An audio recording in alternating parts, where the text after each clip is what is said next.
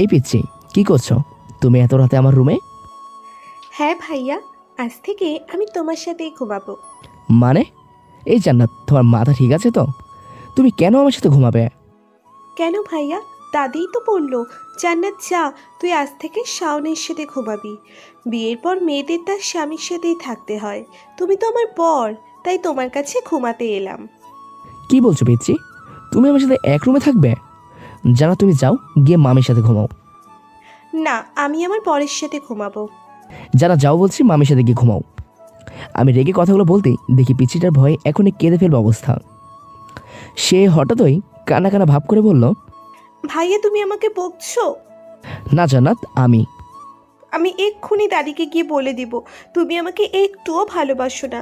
কেন যে আব্বু এমন একটা রাগী ছেলের সাথে আমার বিয়ে দিয়েছিল, পচা বর। আমি পিচ্ছিটার মুখে ভালোবাসার কথা শুনে খুব অবাক হলাম। পারিবারিকভাবে আমাদের বিয়েটা হয়েছে প্রায় 4 বছর আগে। এখন তার বয়স মাত্র 11, সবে ক্লাস 6-এ পড়ে। আর এখনই বলছে আমি নাকি তাকে একটুও ভালোবাসি না। নিশ্চয়ই বুড়িটা আমার ছোট্ট বউটাকে বিয়ের মানে বোঝাচ্ছে। এরপর তো স্বামী স্ত্রীর মধ্যকার সম্পর্কটা বুঝিয়ে দেবে। তখন আবার জান্নাত আমার কাছে এসে স্বামীর আদর পেতে চাইবে, কিন্তু সেটা যে সম্ভব নয়। আমার বউটা যে এখনো অনেকটাই ছোট্ট। বুড়ি দাঁড়াও, তোমার কাল শেখাচ্ছি স্বামী স্ত্রীর সম্পর্ক কাকে বলে। এদিকে জান্নাত কাঁদতে কাঁদতে বাচ্চাদের মতো চোখ মুখ উল্টে ফেলছে, যেন মনে হচ্ছে 3-4 বছরের বাচ্চা মেয়ে সেভাবে ভ্যা ভ্যা করে কাঁদছে। এতে আমার খুব হাসি পাচ্ছে। তবুও পিচি বইটা আরও বেশি কান্না করবে ভেবে না হেসে তার হাত ধরে টেনে আমার কাছে নিয়ে এলাম। তারপর তাকে আমার কোলে বসিয়ে দুহাত আলতো করে চেপে ধরে বললাম, এই আমার পিচ্ছি বউ, এভাবে কাঁদছো কেন? আমি তোমাকে বকিনি তো শোনা, শুধু বলতে চেয়েছি তুমি এখনো অনেক পিচ্ছি, তাই বড় হলে আমার সাথে থেকো। আচ্ছা ঠিক আছে, যাও, তুমি আজ থেকে আমার সাথেই থাকবে। জান্নাতকে আমার সাথে থাকতে বলায় আমার পিচ্ছি বউটা খুশিতে একদম গদগদ হয়ে বলল, সত্যি তো? তাহলে তুমি আর আমাকে বকবে না? হ্যাঁ সত্যি, আর বকবো না আমার জানটাকে। চলো, এখন অনেক রাত হয়েছে, ঘুমাই। হুম। এই ভাইয়া, আমাকে তোমার বুকে ঘুমাতে দিবে? জান্নাত ভাইয়া বলতেই আমি রেগে আগুন হয়ে বললাম, না দিব না, যাও বালিশে ঘুমাও। কেন দিবে না? যাও, আমি আজ ঘুমাবোই না। তুমি সব সময় আমাকে বকো। এবার পিচিটা আবারও মুখ গোমরা করে বিছানার এক কোণে গিয়ে বসলো। আমাকে ভাইয়া ডাকায় ওর উপর রেগে কিছু না বলেই চুপচাপ লাইট অফ করে শুয়ে পড়লাম।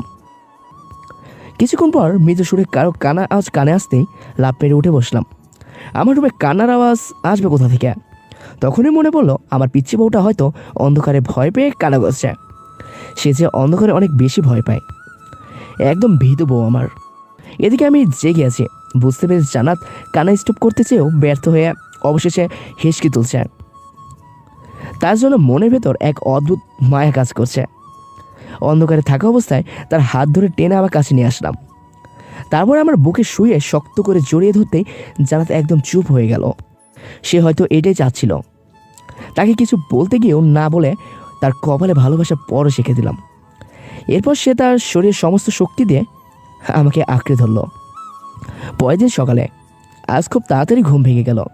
চোখটা খুলতেই আমার মিষ্টি পরিটাকে দেখলাম। সে খুব নিশ্চিন্তে ঘুমাচ্ছে। ভোরের এই মৃদু আলোয় তাকে দেখতে খুব মায়াবী লাগছে। আমি মুগ্ধ হয়ে তার দিকে তাকিয়ে আছি। কিছুক্ষণ পর জানাতে ঘুম ভাঙতেই আমার চোখের দিকে একবার তাকিয়ে লজ্জায় চোখ নামিয়ে নিল। আমি তার এমন চাহনি দেখে মৃদু হাসলাম। তারপর তাকে নিচে ফেলে দুগালে হাত রেখে বললাম, পিচ্ছি, ঘুম হয়েছে তোমার? হুম। ওকে, এখন যাও গিয়ে ফ্রেশ হও। আচ্ছা ঠিক আছে। ভাইয়া একটা রিকোয়েস্ট রাখবে? যারা বাচ্চাদের মতো মুখ করে কথাটা বলল। আরে ধুর, সে তো এখনো বাচ্চাই, তাহলে বাচ্চাদের মতোই তো বলবে, তাই না? হ্যাঁ বউ, বলো তোমার কি রিকোয়েস্ট? ভাইয়া, তুমি আমাকে তোমার বাইকে করে স্কুলে রেখে আসবে প্লিজ? ওকে, নিয়ে যেতে পারি, তাহলে একটা চুমু দাও। তার মুখের কাছে ডান গাল এগিয়ে চুমু দিতে বলতে জান্নাত লজ্জা পাচ্ছে। তারপর মুচকি এসে আমার গালে চুমু খেলো। তার সাথে দুষ্টুমি আর ভালোবাসার খুনছুটিতেই 1 বছর কেটে গেল। এখন জান্নাত 7-এ আর আমি অনার্স প্রথম বর্ষে পড়ি। একদিন ভার্সিটি থেকে বাসা ফিরতেই জান্নাত আমার রুমে এসে কেমন করে যেন তাকিয়ে তারপর বেরিয়ে যাচ্ছিল। আমি আচমকাই তাকে হেঁচকা টান মেরে আমার পাশে দাঁড় করিয়ে বললাম, কি হয়েছে জান্নাত, তুমি আমার কাছে এসে কিছু না বলেই চলে যাচ্ছ? না, এমনি আম্মু পানি আনতে বলেছিল, তাই চলে যাচ্ছিলাম। এমনিতে তো যত কাজই থাক, কোনো দিন তো তুমি এমন করো না। আমি ফিরলে তুমি আমাকে জড়িয়ে ধরে বসে থাকো, ড্রেস চেঞ্জ করতে চাইলেও যেতে দাও না। আচ্ছা, আমার পিচ্চিটার কি মন খারাপ? না, আসলে আমি আর তোমার সঙ্গে থাকতে চাই না। মানে এ জান্নাত, তুমি এসব কি বলছো? তুমি আমার সাথে কেন থাকতে চাও না? ভাইয়া, আমি শুনেছি কোনো ছেলে মানুষের কাছে যাওয়া, কথা বলা, এই সবই হারাম। আমি তো ছোট থেকেই পর্দা করি, শুধু তোমার সামনেই এভাবে আসতাম। সরি ভাইয়া, আমি আর তোমার সাথে থাকতে পারবো না। ভালো থেকো ভাইয়া। কিন্তু জান্নাত, আমি তো তোমার। জান্নাত আমাকে কিছু বলার সুযোগ না দিয়ে দৌড়ে রুম থেকে বেরিয়ে গেল। ও শিট, আমি পিচিটাকে নিয়ে যে কি করি? পিচি তোর কে বলছে বউ তার স্বামীর সামনে আসতে পারবে না, তার সাথে কথা বলতে পারবে না? নিশ্চয়ই আমার অবুঝ বউটাকে ওর কোনো শাকচুনি বান্ধবী এইসব উল্টাপাল্টা বুঝিয়েছে। প্রায় 1.5 ঘন্টা হলো বিছানা শুয়ে গড়াগড়ি খাচ্ছে, কিন্তু ঘুম পাড়ানি খালা ফুপুরা কিছুতেই আসতে চাচ্ছে না। তাই নিরুপায় হয়ে মোবাইলটা হাতে নিয়ে বালিশে হেলান দিয়ে শুয়ে আছি। রাত প্রায় 12টার দিকে হঠাৎ দরজায় কে যেন টোকা দিচ্ছে। নিশ্চয়ই এটা জান্নাত হবে। দাঁড়াও পিচ্ছি, আমার চোখের ঘুম হারাম করে এখন আবার ডিস্টার্ব করতে আসছো? তোমাকে আমি খুব ভালোবাসবো। এইভাবে ফোনটা ছুঁড়ে ফেলে দিয়ে দ্রুত দরজাটা খুলে দেখি সত্যি জান্নাত রুমের সামনে দাঁড়িয়ে আছে। তাকে কিছু বলার সুযোগ না দিয়ে রুমে নিয়ে এসে হাত দুটো দেয়ালের সাথে চেপে ধরলাম। জান্নাত ভয়ে নিচের দিকে তাকিয়ে আছে। এই কি হচ্ছে এসব? কি হচ্ছে? এই যে তুমি নাকি আমার সাথে থাকতে পারবে না? না মানে, সরি, আসলে আমি বুঝতে পারিনি।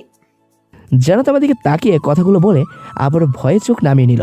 আমি মুচকি এসে তাকে শক্ত করে জড়িয়ে ধরে বললাম, তা বউ, এটা বলো তুমি আসলে কি বুঝতে পারো নি? এদিকে আমাকে হাসি মুখে দেখে জান্নাতের সমস্ত ভয় যেন নিমিষে শেষ হয়ে গেল। সে আমার গলা জড়িয়ে ধরে বুকে মাথা রেখে বলল, সরি, আর এমন হবে না। আমি সেভাবে না জেনেই বলে ফেলেছি। তুমি আমার স্বামী, আর নিজের জামাইয়ের সাথে থাকলে তো কোনো গুনাহ হয় না। এই তুমি কি সত্যি আমার জান্নাত? আমার কেন যেন সন্দেহ হচ্ছে। আমার বউ তো পিচ্ছি একটা কিউট পরি, সে স্বামী স্ত্রীর সম্পর্কে কিছু বুঝে না। এই তুমি কি সত্যি আমার জান্নাত? আমার কেমন যেন সন্দেহ হচ্ছে। আমার বউ তো পিচ্ছি একটা কিউট পরি, সে তো স্বামী স্ত্রীর সম্পর্কে কিছুই বোঝে না। তাই বললো আমার সাথে নাকি সে থাকবে না, কথা বলবে না, এমনকি আমার সামনে পর্যন্ত আসবে না। আচ্ছা সত্যি করে বলো তো, তুমি কোনো